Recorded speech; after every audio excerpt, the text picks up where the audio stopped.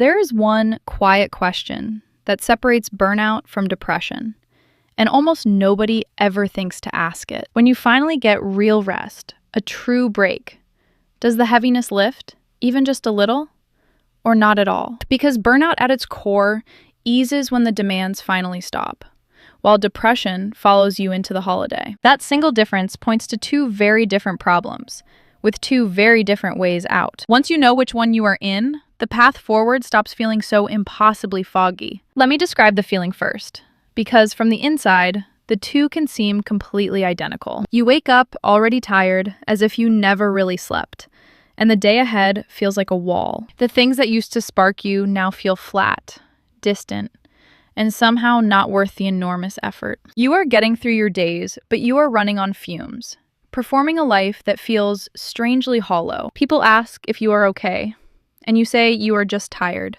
just busy, just a little burned out. But quietly, you are starting to wonder if tired is really the right word for what this is. You took the long weekend, you slept in, you finally stopped, and the heaviness barely moved at all. Or perhaps it lifted for a day, then crashed right back down the moment normal life started again. You feel guilty for struggling when your life, on paper, looks like it should be perfectly fine. And underneath it all sits a question you have not dared to say aloud. What if this is something more? That question is not a weakness, and it is not dramatic. It is actually the wisest thing you could ask. Because burnout and depression need very different things, and giving yourself the wrong one keeps you stuck. So tonight, let us gently tell them apart, without shame, and find the path that actually fits you. You are not lazy, you are not broken, and by the end of this, you will understand yourself far more clearly. Let us start with burnout, because it is the more straightforward of the two to understand. Burnout is what happens when chronic demand, usually from work or caregiving, drains you faster than you can refill. It builds slowly, over months or years of giving more than you had, with far too little rest in return. It is not a flaw in you. It is an injury from your circumstances, a battery run flat by constant use. Think of a phone that drops to empty by noon, no matter how carefully you try to ration it. Burnout tends to show up as three connected feelings that slowly take over your days. The first is deep exhaustion, an emptiness that even a full night of sleep never quite seems to repair. The second is cynicism, a growing distance from your work and the people in it, as if you are watching through glass. The third is a creeping sense that nothing you do matters, that you have somehow become ineffective at things you once did easily. You might snap at small things, dread your inbox, or feel a flat numbness where pride or care used to live. And crucially, burnout is usually tied to a specific source, easing when you finally get real distance from it. Depression is something different, and understanding that difference is what changes everything from here. Depression is not an injury from one part of your life.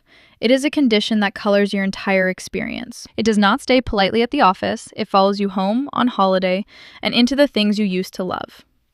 Where burnout says, "I'm exhausted by this," depression quietly says, "I'm exhausted by everything, including myself." Depression brings its own particular weight that goes far beyond simple tiredness or stress. There is anhedonia, the quiet loss of pleasure, where the things that once lit you up now feel like nothing at all. There is a heavy sense of worthlessness or guilt, a voice insisting that you are failing, or that you are the problem. There is a flatness that does not lift when the pressure does, because the pressure was never really the cause. Sleep and appetite often change, concentration slips, and small tasks start to feel strangely, impossibly heavy. And it can arrive even when life is calm, which is exactly what makes it so confusing and so isolating. So how do you actually tell which one you are living with when they can feel so completely alike? The clearest test is the one we started with, the simple question of what real rest actually does. If a genuine break restores you, even slowly,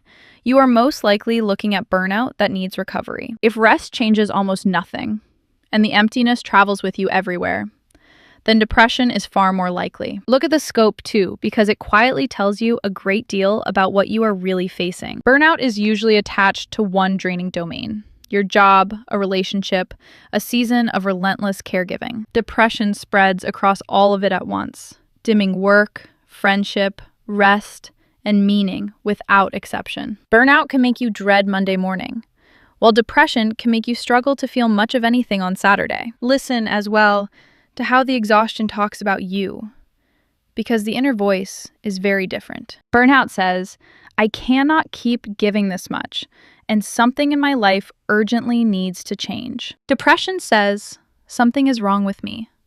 I am a burden, and it would not matter much if I were gone. That shift from this is too much to I am not enough is one of the most important signs to notice. If your thoughts have turned that dark, please treat it as urgent and reach out to someone today. One last truth here, because it matters and it is so often missed.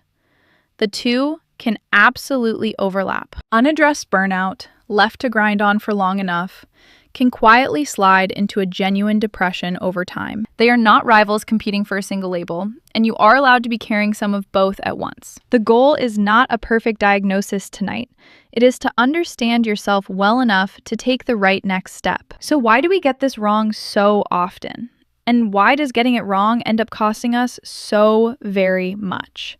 Part of it is that burnout feels far more acceptable to admit because it points at our circumstances, not at us. Saying, I am burned out can sound almost strong and busy, while saying, I might be depressed still carries an unfair stigma. So we reach for the gentler word, and we quietly aim the wrong treatment at the real problem underneath. And the wrong treatment is exactly what keeps people stuck, sometimes for many months or even years. If it is truly burnout, the answer is to reduce the load and genuinely recover.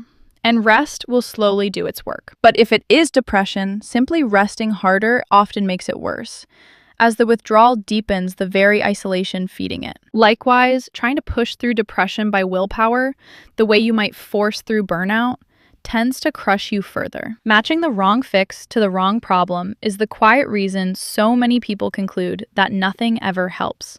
Here is the part I most want you to actually take with you. Because either way, there truly is a way forward. Once you have a sense of which one you are facing, the right next steps become surprisingly clear and doable. Let me walk you through what genuinely helps for each, starting with things you can begin this very week. If it leans toward burnout, your medicine is recovery. And that is so much more than one good night of sleep. Protect real boundaries around the draining source and start saying no to the demands that keep quietly overflowing. Build in true rest that actually refills you, the kind that restores, not just collapsing in front of a screen. Reconnect with the parts of your work or life that once held meaning in small and manageable doses. And where you can, change the conditions themselves.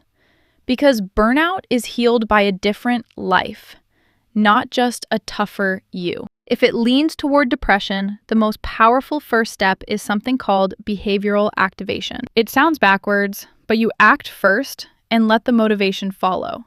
Instead of waiting to finally feel like it, you do one small, gentle thing.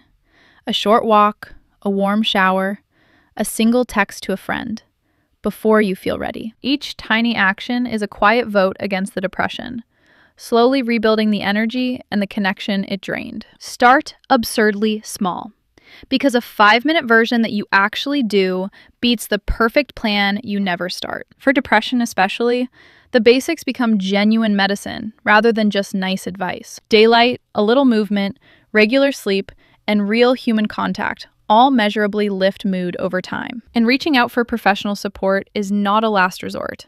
It is often the single most effective move. Therapy, and when it is appropriate medication, help a great many people. And asking for that help is a real strength. And whichever one you are facing, one thing helps in every single case, and it is the gentlest of all.